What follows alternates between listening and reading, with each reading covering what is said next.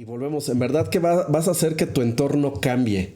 Y ese es uno de los valores que Reconexión estamos queriendo impulsar, ¿no? Y volverlo parte de la cultura de Reconexión es esa parte, ¿no?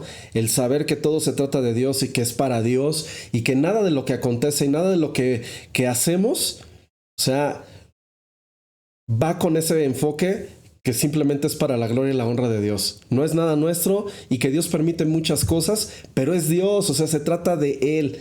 Y ese es el valor que de alguna manera tenemos y queremos compartirte, que tú lo puedas experimentar, que en toda situación, en toda circunstancia, lo pongas al primero, pero no nada más es ponerlo en primero, sino también el hecho de resaltar esos atributos, de resaltar las virtudes de ese Dios. Y si tú puedes verlo, ¿no? En los salmos, en las oraciones de cada uno de los personajes de la Biblia, en verdad, si tú las escudriñas, si tú profundizas, vamos, no voy a usar palabras cristianoides, ¿no? Escudriñar, así que es eso de escudriñar. Bueno, de profundizar en las palabras que muchos de los personajes bíblicos usan, o sea, de alguna manera es que profundizaron en ese deleite, en exaltar las virtudes de Dios, y si lo ves de una manera es, pues la verdad le estaban barbeando, ¿no? Por ejemplo, el Salmo 63, 3 y 4 dice, tu amor es mejor que la vida, por eso mis labios te alabarán, te bendeciré mientras viva, y alzo mis manos, te invocaré, y volvemos, empieza a ser de esas oraciones sí de exaltar, pero si tú te das cuenta, ese tipo de oraciones llaman la atención a Dios. Aun cuando te vuelvo a insistir, cuando tú te hayas equivocado, y no sé para quién sea esto en esta noche, si tú te has estado teniendo una mala semana, unos malos días, que en un constante te estés equivocando, pues esta noche tú puedes cambiar esa atmósfera. Simplemente con el hecho, no de flagelarte, el flagelo no va a hacer que Dios voltee. Te soy honesto, o sea, la neta, el flagelo no va a hacer que Dios voltee a verte. A lo mejor en su infinita misericordia lo va a hacer decir, ya no quiero escuchar cómo se flagela a mi hijo. Le van a decir, sí, Señor, por mi culpa, soy una llaga podrida. O sea, va a decir Dios, sí, hijo, pues ya la regaste, pero pues ¿qué más? ¿Qué vas a hacer? O sea, vamos, de alguna manera, prueba lo contrario a esa situación. Comienza a exaltar a Dios, comienza a exaltar las virtudes de ese Dios y en verdad te vas a dar cuenta cómo tu atmósfera va a cambiar y sobre todo tu atmósfera en lo personal va a ser transformada, va a ser cambiada. Me impresiona igual, ¿no? Cómo volviendo a David en esa parte de su personalidad de David. David descubrió, o sea, vamos, fue un hombre que descubrió esa manera de conexión para con Dios, conectaba con Dios en ese sentido y todo el tiempo lo quería hacer. Ya era su cultura, ya era parte de su personalidad y ahí te puedes dar cuenta que David sobrepasó todos esos límites. O sea, a David le importó muy poco quién lo viera, dónde estuviera, qué estuviera haciendo. No perdía de vista esa parte o la oportunidad de poder adorar a Dios. Me impacta mucho en segunda de Samuel, en el capítulo 6. Ese pasaje es increíble porque narra cuando David manda a traer el arca de vuelta al palacio y lo voy a decir así, David estaba vuelto loco porque la presencia de Dios iba a estar otra vez cercana a su persona.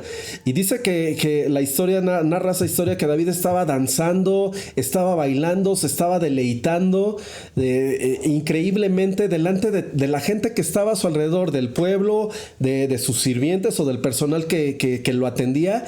Él lo estaba haciendo, pero aquí me llama la atención que en el versículo del 16 al 22 comienza a hacer una mención acerca de la esposa de David, de Mical, y dice que Mical lo malmiró, así es, realmente lo malmiró, se avergonzó Mical de ver lo que David estaba haciendo y cómo lo estaba haciendo, ¿no? Tan es así que narra las palabras que Mical dice, ¿no?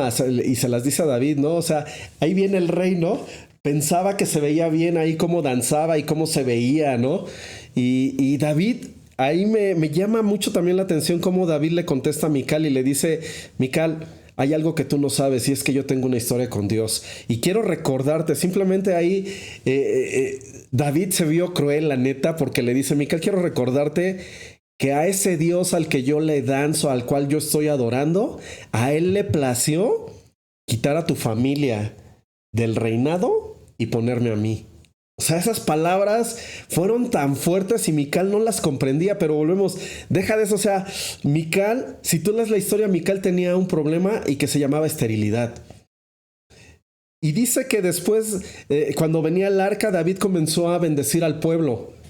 Pero después cuando David venía hacia su casa, dice que la intención de David era bendecir a su casa, bendecir a su familia. Y se encuentra con una Mical que empieza a menospreciarlo, esa es la palabra, que empieza a menospreciarlo, a decirle ridículo, payaso. O sea, ¿cómo te atreves a hacer esas cosas delante de la gente? Y entonces David pierde de vista el motivo por el cual iba ya hacia su casa a bendecir a Mical.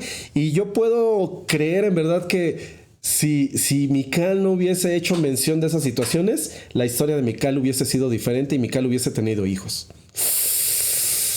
Pero estoy en otro tema, pero vamos, te la dejo ahí, porque al final del día el punto es, David tenía una historia y no la cambiaba por nada. Sabía que la adoración hacía cosas increíbles.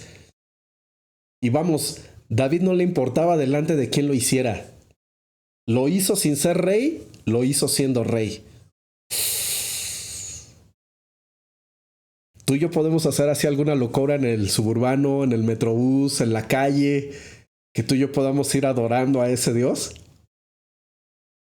Digo, a lo mejor sí lo has hecho en tu coche. A mí me ha pasado, ¿no? Puedo ir en mi coche y de repente comienzo a adorar a Dios y cuando menos me doy cuenta ya vengo llorando de gozo o me encuentro en esa conexión, me subo a ese vehículo de conexión para con Dios y Dios comienza a hablarme o simplemente me empiezo a deleitar en Dios y ese es subirte en ese vehículo de adoración. Y yo lo puedo describir en esas palabras. La adoración es un vehículo de conexión para con Dios.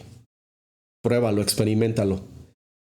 Cualquiera que sea la situación, la circunstancia que estés viviendo, yo te quiero invitar en verdad que puedas subirte a hacer uso de ese recurso que es la adoración. Y si no sabes cómo adorar, métete o lee el libro de Salmos, búscalo en tu dispositivo, busca Salmos y te vas a encontrar con esas oraciones que muchas de esas oraciones comienzan de esa forma, decir, Señor, me equivoqué, Señor, he hecho esto, o mis enemigos me persiguen, o mis enemigos están buscando el mal, pero empieza la siguiente parte y empiezan a decir, pero Dios, tú eres un Dios grande, que no vas a permitir que yo sea tocado, y empiezas a exaltar las virtudes de Dios y cambia la atmósfera. Y lo puedes conectar con otras historias de las cuales están aconteciendo en ese momento. Cómo es que hubo un resultado favorable o positivo después de haber adorado a Dios. Y vamos, Moisés es uno de los personajes a los cuales Dios le dio como mandato, no solamente a tu Dios adorarás y a él solo servirás. Y a él se lo dio como mandato. Y tú te puedes dar cuenta que la vida de Moisés fue transformada de una manera tan sobrenatural que volvemos. El hecho de decir que Moisés fue el hombre más manso sobre la tierra, eso es increíble. ¿Podrían decir así de Mario? Mario es el hombre más manso. Mi esposa se está riendo. Esdras se ríe. Ya, esos no son defectos especiales. Están pasando aquí en el set. Volvemos. Pero todo ese tipo de declaratorias de Dios hacia con nosotros, porque las hace, las hace. Cuando tú te subes a ese vehículo de adoración, te aseguro en verdad que puedes escuchar cómo Dios se expresa de ti y de mí.